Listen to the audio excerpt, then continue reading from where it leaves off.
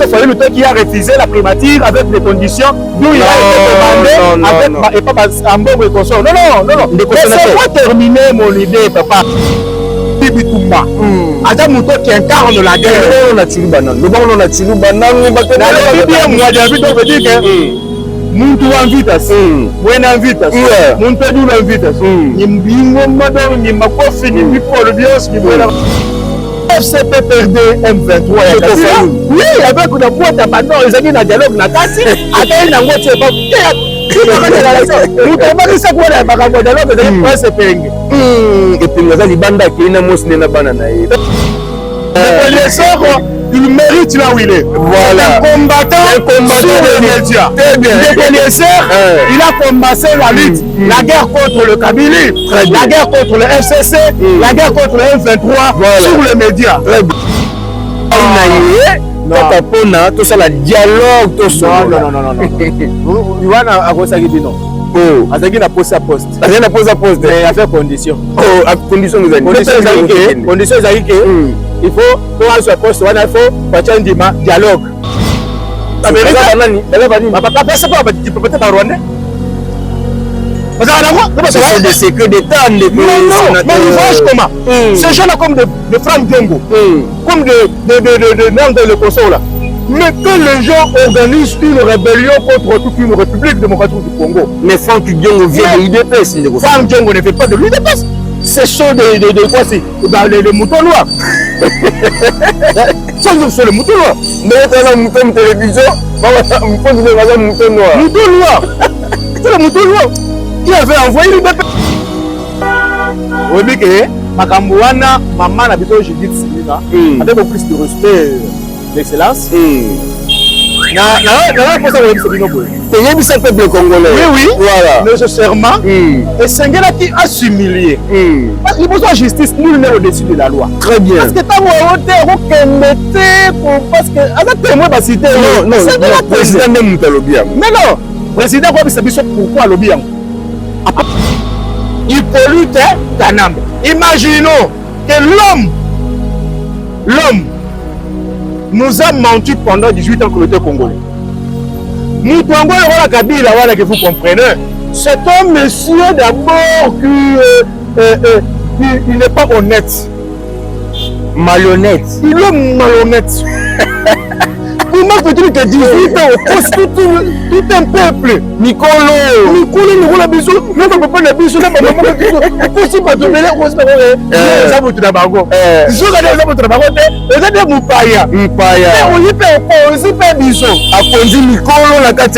Et puis imaginez, 29 ans, à une constitution. Yamboka na bango copier-coller yango na 2006 awa à cause de la population qui a un référendum de voter. C'est une personne qui a été très bien appréciée. C'est une personne d'abord, il a une certaine valeur et puis une certaine considération dans notre peuple. Très bien. Au moment après, à part avec nomination à Mozitou, il n'y a pas beaucoup de pour parler. Et pas de peuple. Beaucoup plus. De Golzer. Aza sans ya Moutamba. Aza lui passe ya Moutamba. Oui, on a enlevé Moutamba na justice, on remet Moutamba na défense. Atetela ma fumbe. Donc, de Golzer, à quoi tu places one? Aza pona a booster. N'hésitez pas à liker la vidéo si elle vous plaît et si vous êtes nouveau sur la chaîne, n'oubliez pas de vous abonner et d'activer la notification pour ne rater aucune de nos prochaines vidéos. On commence. Bonjour, bonsoir, Baïmboka, bonjour, partout dans le monde. Vous avez sur la Mouton télévision, chaîne, il y a une actualité. Vous allez belé, Nabandaku, vous allez belé, la Misala, vous allez belé, vous avez la chaîne Nabiso Mouton télévision, chaîne, il y a une chaîne actualité, émission, bilogo politique et bandit, Bokota. Tout cela par rapport à la sortie, gouvernement soumis moi et maman Nabiso Judith Soumis a maintenu la poste na la première ministre sur la procès il y a sénateur au balongolais déjà milité na na kombo ya ndeko Joseph Kabila procès déjà efungwama vous comprenez sur la procès ya ex-ministre de la justice na kombo ya Constant Moutamba sur la par rapport l'actualité est tellement ébélée au cours de cette émission. Tozali na ndeko obo message ko landemi na kata mutombo télévision na kombo ya sénateur Ozali molobeli ya peuple molobeli na kati ya parti au pouvoir na kombo ya UDPS avant na kotisa sénateur na kata émission BTB politique tu connais pas ça DG na kombo ya Pichu Mutombo papa social pourquoi pas na sima caméra na moni lotise na qualité image na ngambo ya Suisse na moni Mouvi adossé na maître Sengi na sent toujours moto moko bien bikabaka. So na zali moko na lotis na sima caméra to kotisa sénateur Debou. Bonjour ndeko sénateur Debou, bonne santé. Bonjour ndeko Abiso le grand journaliste Francis Betabiloko. Na sepeli penza makasi santé na ngai ezaka ndenge moko na santé ya Fachi Beto moko. Na moni le mwa malili ndeko sénateur. Mwa malili te tout comme sikoyo sikoyo déjà banguna. OK. Les bango déjà imbi donc ils sont tous arabato kimia. Donc yango wana. Merci beaucoup. Vous allez belé na biso na Chikapa na Lubumbashi na tous les 26 provinces ya mboka na biso, tous les 24 communes ya mboka na biso ba diaspora ba de mission oyo. Ndeko sénateur première question ezali question d'actualité, gouvernement soumis moi de Bini, mais tout le monde quelques têtes musu ba meteni ka ko za ba ministre comme exemple tout le monde papa na biso bemba meteni ka ko za la ministre sport il y a transport pardon tout le monde ba que belé ba meteni ka ba poste na bango gouvernement soumis moi de oyo est-ce que ko za la impeccable pour na peuple congolais. Est-ce que vous résoudre des problèmes du peuple congolais? Est-ce que tout le monde est là? Papa Nabiso, on a ancien premier ministre Adolphe Mouzitu, à côté du gouvernement, est-ce que les Congolais vont se retrouver des sénateurs debout? Mais les journalistes, en tout cas, encore nos félicitations et bonne chance au gouvernement Yassika. Très bien. Fachi Beton a payé sous confiance. Je crois que à Betaki, le beau qu'on a mis ça et à l'obaki que ndenge zaliwana a osenga na gouvernement ya sika oyo gouvernement oyo bima il faut c'est la gouvernement oyo conseil la peuple musala. Il faut c'est la gouvernement oyo il faut ezala matérialiser vision na yi. Donc nécessairement avec le gouvernement Simino 2, c'est un gouvernement qui va amener la vision chef de l'État vers la réussite totale. Donc, disons, Siminode, donc, la première la réussite totale. Oui. La première ministre est maintenue parce que c'est une femme qui est battante. Donc, elle est d'abord combattante. Mais Bakongoma n'est belé, Balobi était, Maman Nabiso Jidi, Takiti si dollar était. Et belé Balobi, il fallait dollar Kita. Yango na sur les lamenté, Bakongolais belé Balobi était, Maman Nabiso Jidi, il fallait pas à la canne à place. Non, mais ce sont que les gens qui amènent du désordre, on a bisika, oh, des ordres de Sénégalais, pas ça. Soit tu vas à Tomoko Boé,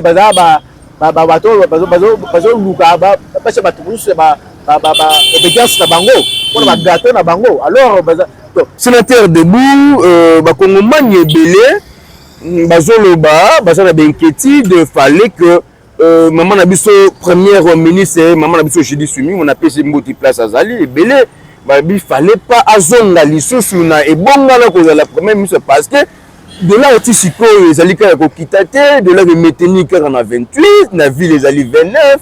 Donc, social, babi que maman, je dis soumis à coquille qu'on vend sa socialité. Mais en fait, tu ne sais pas si c'est boy. Te bisoté, bateau, bateau,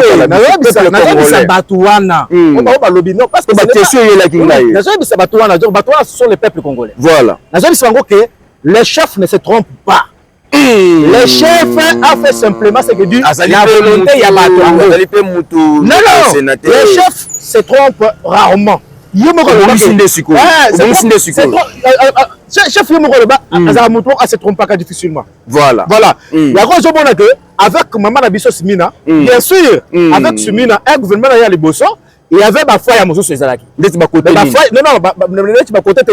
là où il y avait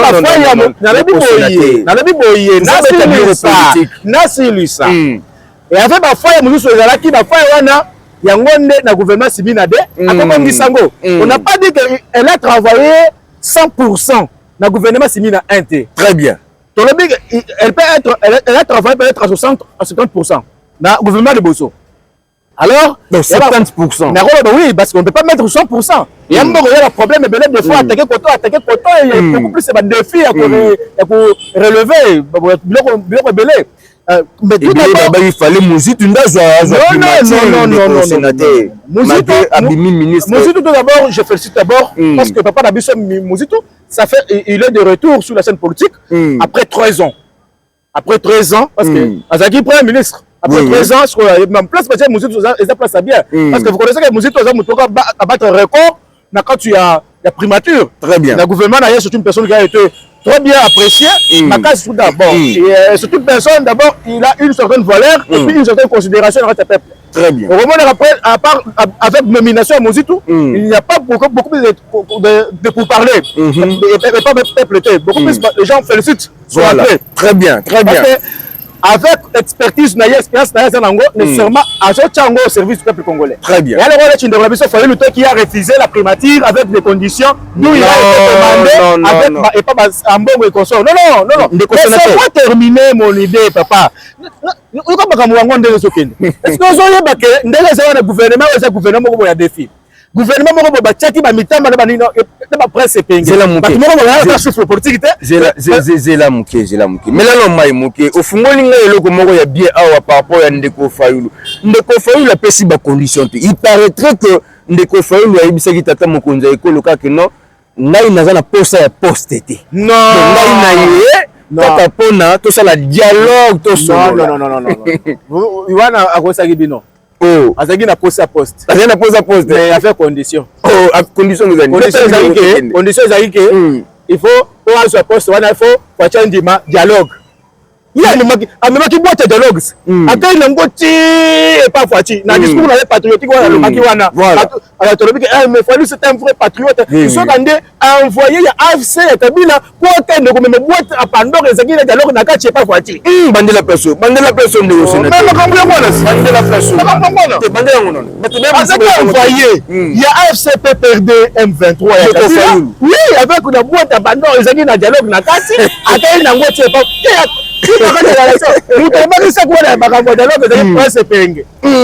Et puis ngaza libanda kena mosine na bana na ye. Ngaza shinje libanda kende.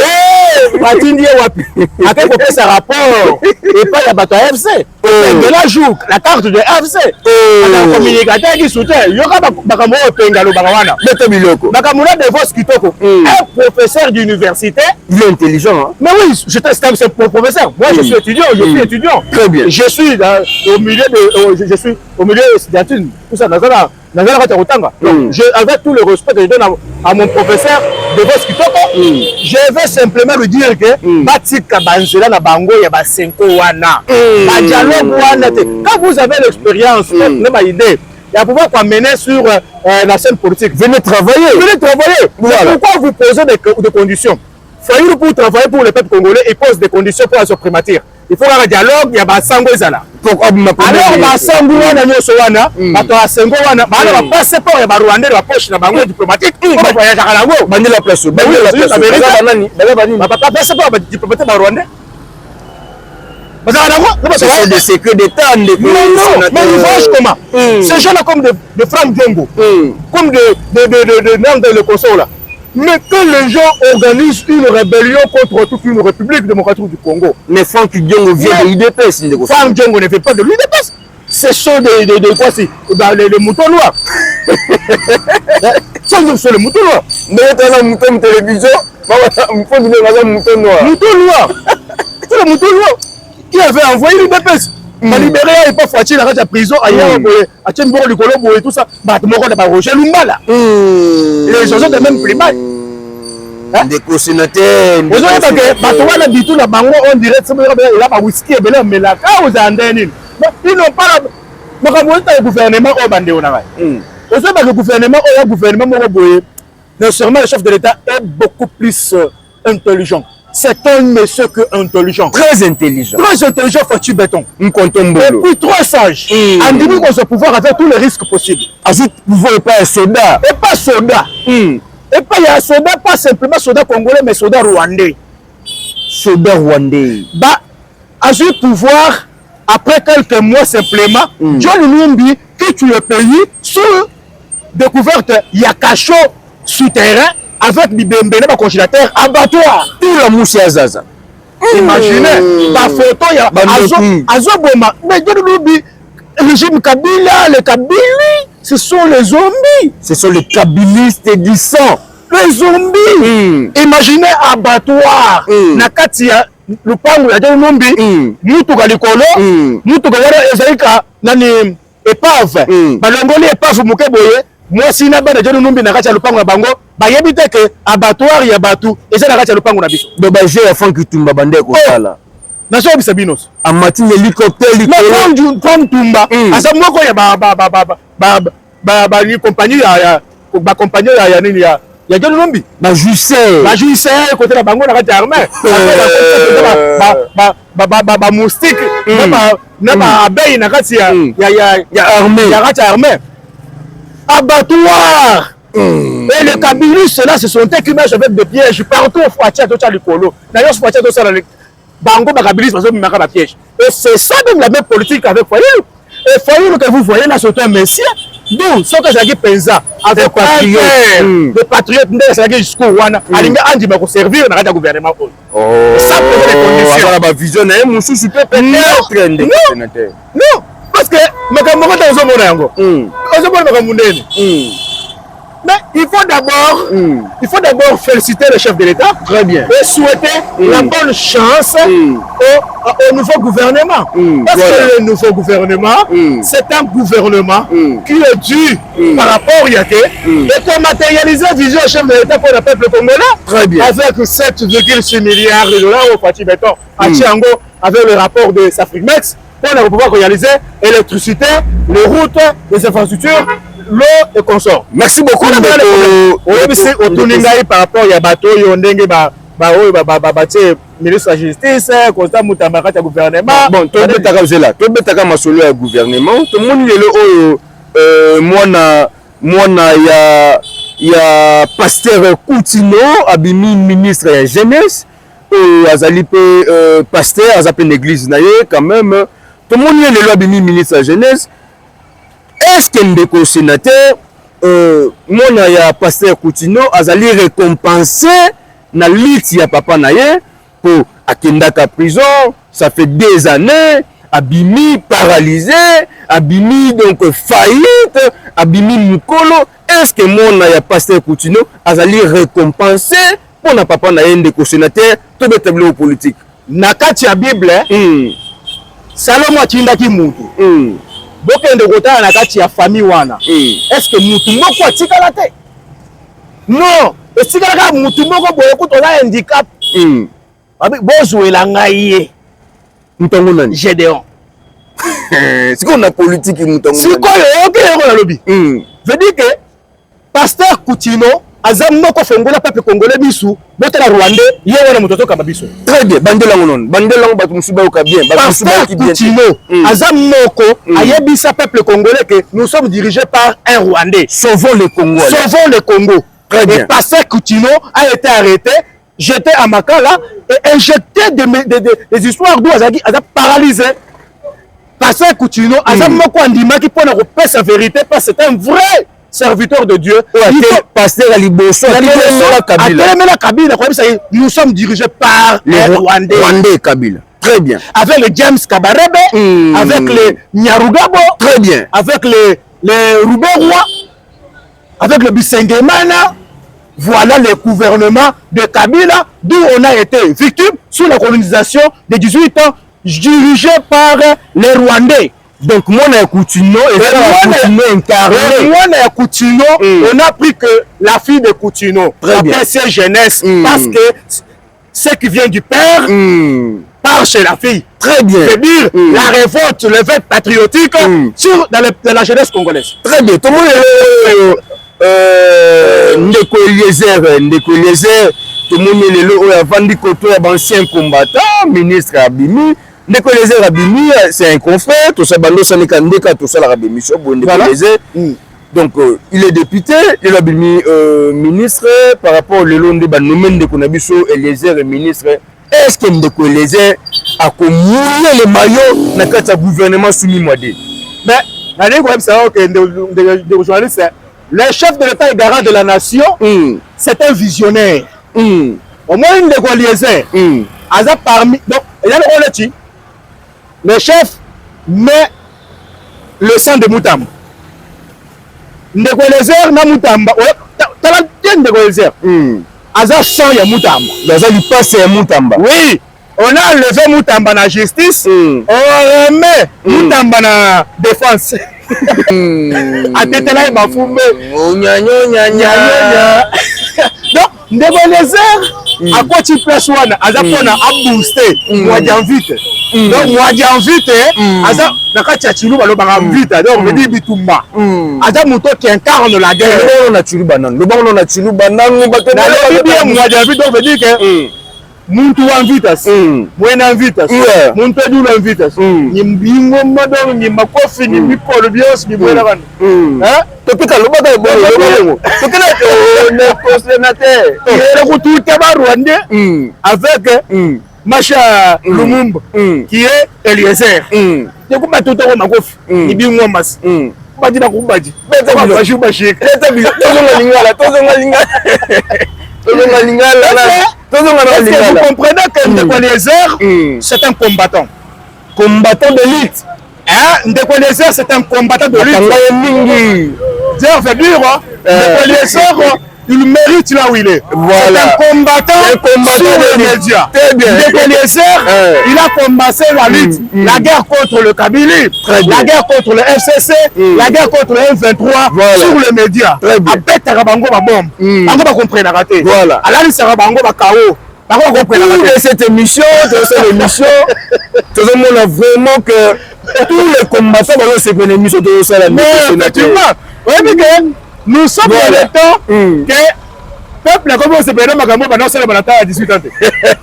À l'époque ils ont fait l'émission Boeto, ba batangi yo zo le belanini. Mais ça on fait l'émission. Merci Fati. Voilà. Merci Fati. Oui, mais quand Ndeko Eliezer fait ça quoi tu vois là. Le sang du Lumumba le batete là. Voilà. Déjà là, banza batu moko boye ya bitumba. On doit se rappeler tant que tout ça qui une guerre, il y a deuxième guerre mondiale. Oui. Ozoyeba que tant que Belgique est prise en otage par l'Allemagne, bayaki kozwa l'armée congolaise. Bakenda ko bunda na kati pembeni ya armée belge pour ba libérer Belgique. Mais na kati armée congolaise bakenda ko libérer Belgique na maboko ya ba allemand. O azaki caporal, azaki mutetela. Oh, oui, sénateur. Caporal ou azaki mutetela. Caporal azaki mutetela. Oui, caporal ba kamba. Mutetela ke mafumbe. Atetela mafumbe. Oh, babunda tabasaki wana armée azaki na ba kilote. Aki mutetela. C'est par là qu'il y a eu un accord signé pour la COPES Congo indépendance. Très bien. Soit va gagner Bitumba, va passer Congo indépendance. Il y a un caporal Wazaki Moutetela, c'est par là qu'il vient la force sur la libération, sur l'indépendance du Congo. Tant que Bitumba va libérer la Belgique. Très bien. On a bête l'émission histoire par rapport à Ndeko Eliezer Tambouko. Voilà. Il y a un gros abonné à Ndeko Eliezer. Aussi qu'à Saïwana. Nani Ndeko Nabiso. Nani. Oya PPRD. Nani. Oya PPRD wana. Oya bien. Nani. Shadar. Aitanga yoka bongo. Ndeko Shadar il a rabiso. On ne peut pas nous intimider. C'est bachele mutu wana.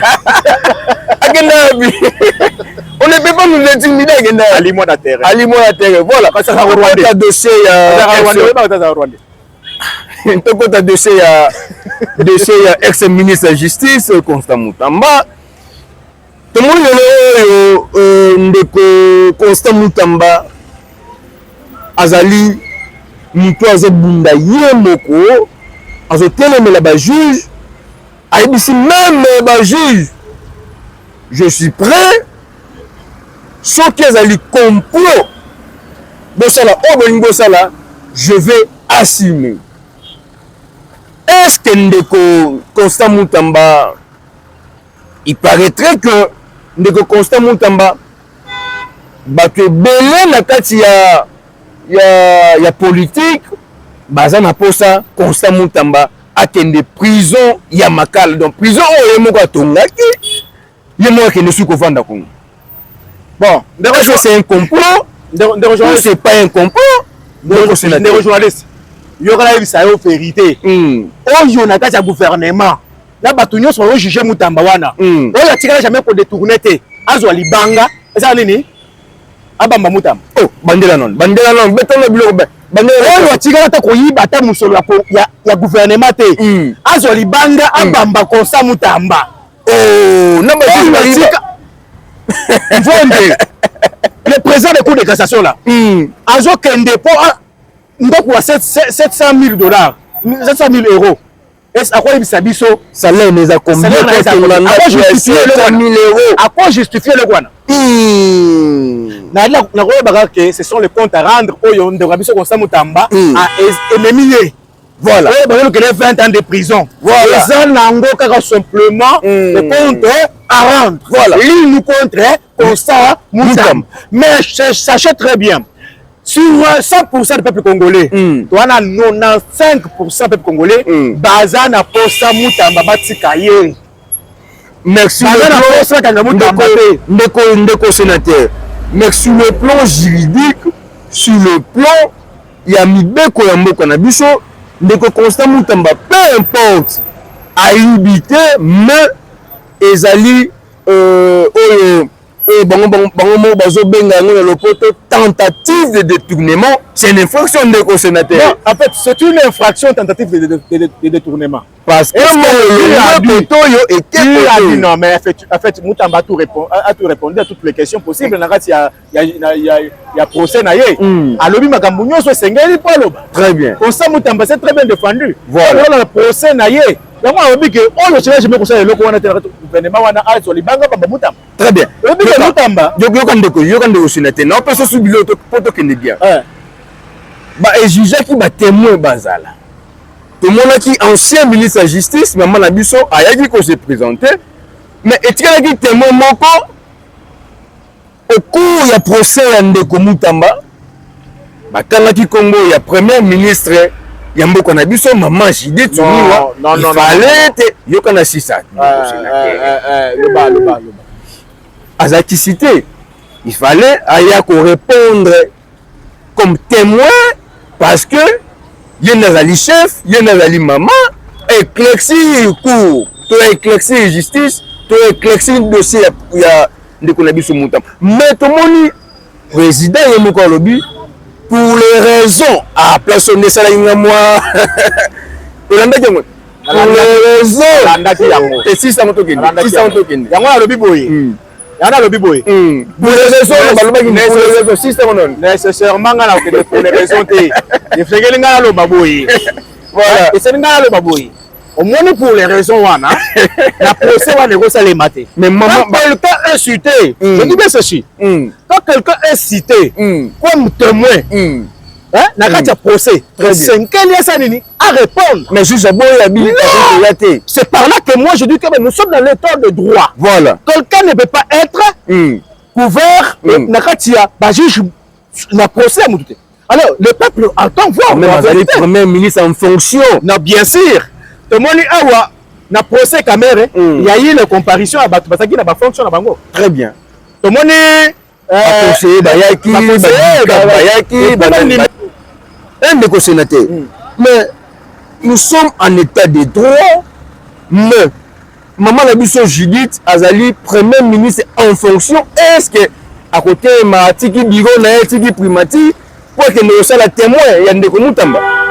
Oui que makambo wana maman la biso Judith Silina avec beaucoup plus de respect l'excellence. Na pour ça oui c'est bino boy. Tenez bien peuple congolais. Oui voilà. Nécessairement et Sengela qui a s'humilier. Parce que les besoins de justice nul n'est au-dessus de la loi. Très bien. Parce que tant parce que avec témoin va citer non président même Mutalobi. Mais non, président quoi c'est biso pourquoi lobby yango. Après si raison à couvrir rien, il faut à protéger rien. Parce que bon Aza accusé Aza simplement témoin. Peut-être bon Neri ne justifié sur le détournement. Oh, beta biloko ndeko sénateur. Parce que Moutamba avec maman Sumina parce qu'il a quatre centres culturels. Liboso à jeunesse. Toka ki Moutamba là on va sur le y a des tournements là ça. Mais c'est quoi le rôle baboy? Comment peut-il que tout cas sur le procès Moutamba a cité les noms. Bon, veut dire que pour sur honnêteté intellectuelle. Le chèrement maman et Sengela qui a tendé. Était que maman Moboti. Alors par rapport que non moi en tant que témoin voilà. Et cela va faire quoi? Cela va encourager les autres personnes que ata soki na moi donner son gros pakala kangi compatriote moko atangi à cause de courage à kotanga moto son gros pakala comme témoin quel que soit le niveau naïe pour pouvoir donner l'éclaircissement sur un dossier. Alors ce que moi je demande chez le président Fondé, et ce que le vrai patriote cherche, chez le président Fondé, ce que nous demandons, le cas là, il y a d'autres témoins qui n'ont pas comparé, quand il y a procès Moutamba, là maintenant nous demandons aussi que Moutamba doit être libéré. Moutamba ne peut pas être condamné. Très bien. Alors ils doivent maintenant exécuter la volonté du peuple congolais. Le cas là, témoin va répondre et Moutamba aussi ne serait pas condamné.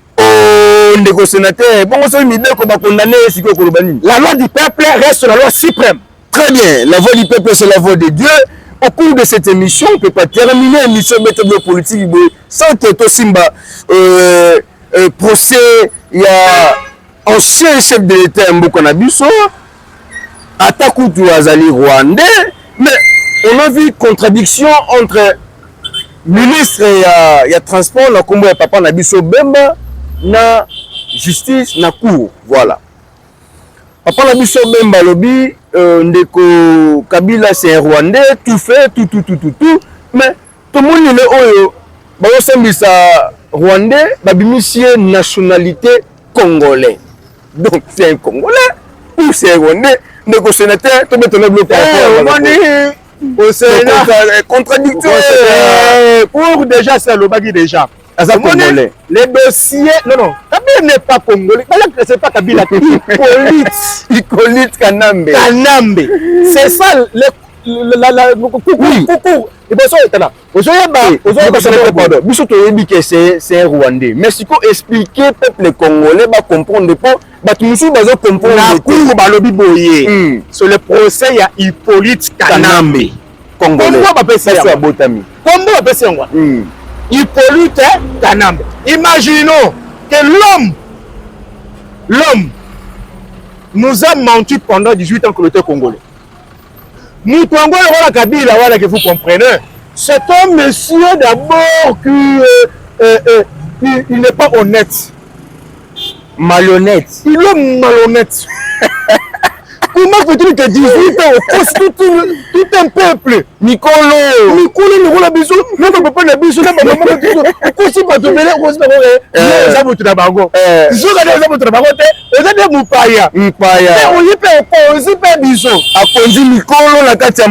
et puis imaginez, 29 ans, Nicolo, à une constitution, il y a un beau canabango. Copier-coller. Américain en 2006. À cause de la population, tu as un référendum, tu as voté. Imaginez, référendum, Rwanda, parce que pas bango. Va imposer peuple. On a fait un référendum dans la République démocratique du Congo. Notre auditeur Likulia et Sengeli na condamnation. On va reçoit la passe de condamnation. Parce que Mouto faut condamner. Donc Kabila doit être condamné à mort. Prison, il y a haute sécurité dans les mondes. Chassé du Congo. Chassé du Congo. Il doit être chassé du Congo. Oui. Arrêtez. Tokangi ba bien ailleurs. Déclarer personne non grata. Ravi de la nationalité congolaise. Beta biloko. Mais Yokanano. Là nazo bagisa kaka. Là kosenga basele prison et côté makaka avant d'aratate. Kabila ozomona oyo. Kabila a tué le peuple congolais. La force commune. Kabila sali ba congolais à Moussaka. Kabila a Kalingi ba congolais. Kabila tuni ba congolais. abomi c'est Camille. Kabila abomi ba grande institution s'était caché pendant 18 ans. Oh. Kabila abomi ba généraux nyonso, ba vie na biso ba Didier Tumba. Ba Ouma Mbamba. Abomi Barundala. Kabila sali nettoyage. Kabila abomi ba professeur. Na ba chef du quartier. Kabila abomi na ba Mosengo. Kabila abomi na ba chef d'iri. Na ba chef d'iri. Na ba chef d'abeni. Ba te kolela te ndeko. Méchant babe. Te kolela te na za papier mouchoir te kolela te. Kolela te ndeko sénateur. Abomi na Mosengo. Kabila ye moko mutu. Kabila kutu. Mutu azaki koboma. Ezali kaka mwana mama Martin. Fachibe Beto. Akoki kozo mutu na ete. Ayebisi na na posa mutu na Fachi Beto. Ozoyeba ke Kabila ozomona oyo. C'est un messie qui doit être crucifié. C'est un plus que 100 ans. Il doit être crucifié. Parce que tu as la poste à Kobongo la Kabila mérite la mort par pendaison. Oh, Bandela place de sénateur. Par nini? Kabila mérite la mort par pendaison. Est-ce que non, c'est que moi je demande c'est que mama Oma. Na Olive Lembe. Mama Olive. Rwandaise. Mama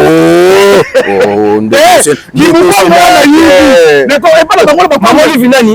Rwandaise. Mama Olive Rwandaise. Mama Roma. Tutsi.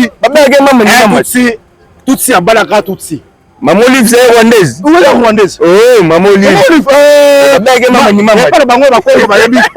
Ba Congo yiba. Asaka mu Congo te Maman Olive la rwandaise. Donc Kabila abala ndeko ne rwandaise. Ne Maman Olive. Oui. Mais ne Mama wa Roma. Mama wa Roma wa bébé. Mama wa Roma. Donc yoka. Mais non. Ndeko zela na émission ngesi la te. Na yola. Babeke mama ni mama. Mama ni mama wana. Kala. Ye muto so ba mbana mura. Balata ba M23 ba ba teni bana mura. Atini bango. Bakende na FPI. Bakende beta. Maman Denise Nyankero 100% congolaise. Maman Denise Nyankero 100% congolaise. Maman. Na mboka oyo. Maman. Yana ibisayo. Obi baka muzu sufota ibisa bino vérité. Yebisa peuple congolais ngana yebi na ngai déjà. Obi ke na mboka na biso. Obi ke Kabila na Mama Olive.